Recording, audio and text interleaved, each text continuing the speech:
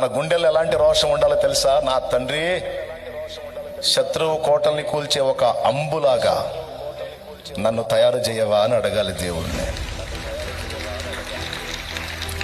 నా హృదయంలో అయితే అదే ప్రార్థన, నా హృదయంలో అదే ఆరాటం. ప్రారంభం నుంచి కూడా నా ప్రార్థన అదే.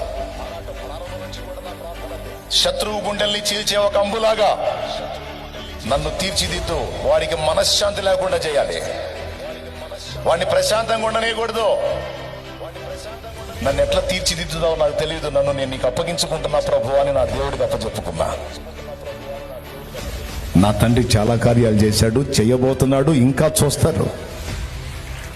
ఇది మొదలు, ఈ సంవత్సరం ఇది మొదలు. ఇంకొంది, ఈ సంవత్సరం అంతా ఉంది కార్యాలు. కొట్టు, విశ్వాసంతో కొట్టు, కొట్టు. ఈ సంవత్సరం అంతా ఉంది. వాడికి ఆటే ఆట. ఎవడికి? లూసిఫర్ గాడికి. వాడు బాగా డిస్టర్బ్ చేశాడు నన్ను ఈ సంవత్సరం, బాగా కదిలిచ్చాడు అన్నాడు, బాగా రెచ్చగొట్టాడు, పిచ్చి లేపాడు నాకు. వాడికి ఎక్కిస్తాయిక దేవుడి శక్తితో. దేవునికి స్తోత్రం కలుగును గాక. హల్లెలూయా. కృంగిపోయి, కుమిలిపోయి, కూలబడిపోయి, దిగజారిపోయి, నరాలు వీక్నెస్ వచ్చిన వాళ్ళగా కూలబడే వ్యవహారం కాదు. వాడు ఎంత కదిలిస్తే అంత మూడిద్ది వాడికి, వాడి టీంకి, వాడి ఎత్తుగళ్ల మొత్తానికి మూడిద్ది. ఎందుకంటే నా దేవుడు రోషం గల దేవుడు, నా దేవుడు సర్వశక్తి గల దేవుడు.